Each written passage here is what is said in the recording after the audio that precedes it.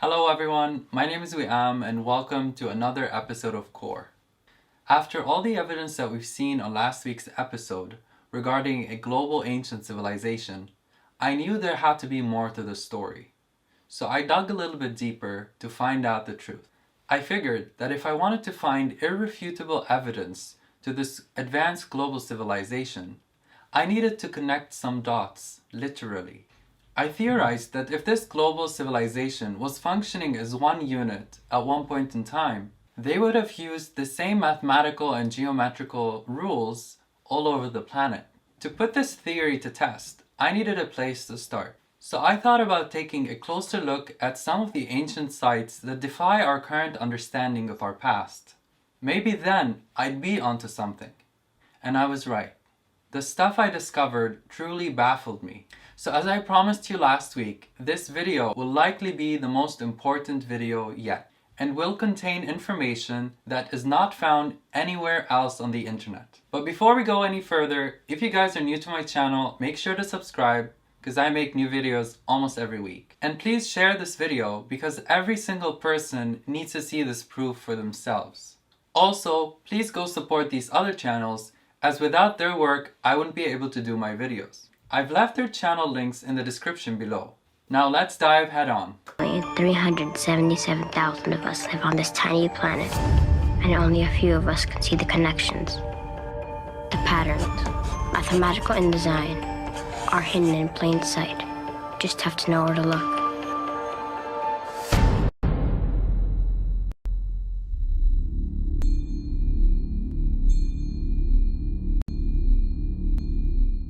To get my research started, I used Google Maps and went to Baalbek, Lebanon, to the oldest part of the Temple of Jupiter, which is said to be a Phoenician construction due to its hexagonal design, which doesn't mimic Roman construction styles. By the way, if you guys are interested in a video about Baalbek, please let me know in the comment section below. So then, I proceeded to measure the distance between Baalbek and Petra in Jordan. For those of you who might not know, Petra is a huge complex, similar to Baalbek, and there are many temples and structures there, other than the treasury, which is what most depictions of Petra show. I chose one of the older sites to measure the distance to, which is called the triclinium. So the distance measured was roughly 416 kilometers. I then looked up the distance between the triclinium and the Great Pyramid of Giza, and to my utter shock, the distance was exactly 416 kilometers. The margin of error between the two was something like 10 meters, which could be resolved by changing my measurement from the top of the Great Pyramid to the base of it. When I saw this accuracy, I thought I'd dive deeper and connected the ends of the isosceles triangle.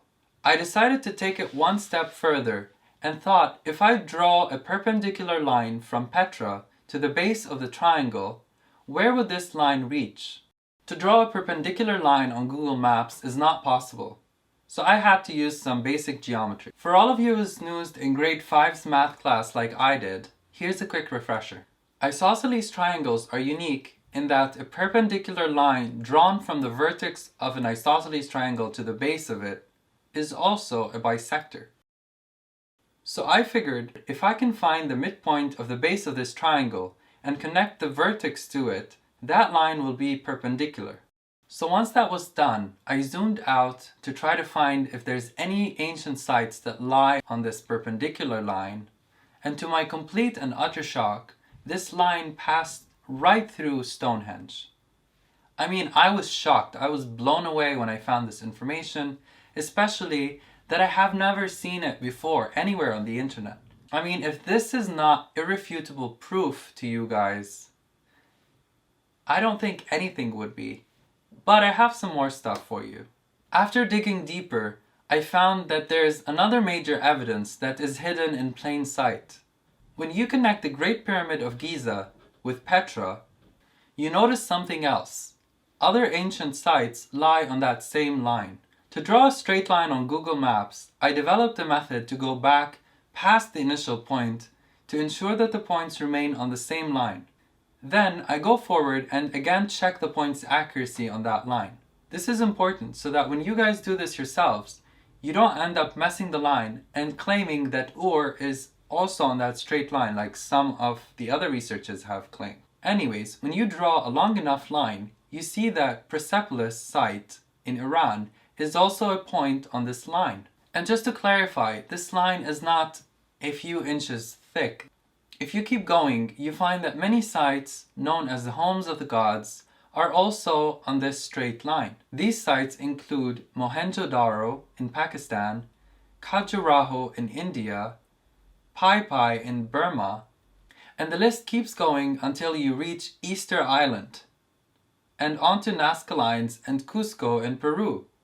This is not a coincidence, and the significance of this virtual line connecting tens of ancient sites from around the world is immense. This global ancient culture had the ability to survey the planet from the atmosphere, similar to our GPS system. If we had no satellites and no Google Maps today, we would have never been able to discover this. This is irrefutable proof that no scientist or archaeologist could simply brush off as being chance. This is the planet's major ley line, which is part of a 25,000-mile long circle. This line starts at the Great Pyramid of Giza, passes through Petra in Jordan, Persepolis in Iran, Mohenjo-Daro in Pakistan, Khajuraho in India, Pai Pai in Burma, Sukhothai in Thailand, Angkor Wat and Preah in Cambodia, Easter Island, Paracas and Nazca Lines, Ollantaytambo, Machu Picchu, Cusco, Sacsayhuaman, and the Parotari Pyramids in Peru. And just in case you still have a 0.0001% chance of doubt, let me put the nail on the coffin. The distance between the Great Pyramid of Giza and Nazca Lines is equal to the distance between the Great Pyramid of Giza and Teotihuacan, which is where we find the pyramids in Mexico. The distance between Nazca and Angkor Wat is the same as the distance between Easter Island and Mohenjo-Daro. Also, the distance between Easter Island and Giza is 10,000 times that of Phi, which is the golden number. And for those of you who don't know what the golden number is, I'll be talking about it in a future episode. The distance between Angkor Wat and Giza multiplied by the golden number is the distance between Giza and Nazca. And the Giza-Nazca distance multiplied by the golden number is the distance between Nazca and Angkor Wat. Also, what I found really intriguing is that the distances seem to always reflect the numbers 12,300, as I've been showing on the screen.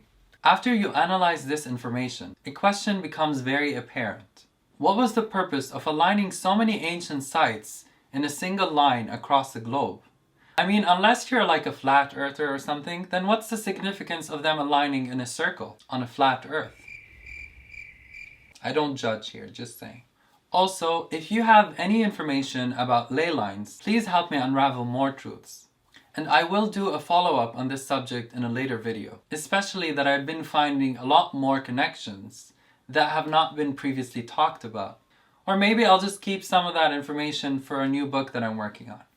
As always, thank you so much for watching my channel and supporting my videos. And please go make sure to share this video with your friends and family members, because everyone deserves to know the truth that's hidden in plain sight. Make sure to have a great week ahead, and I will see you another day. Make sure to subscribe, hit the like button, and let's question reality together.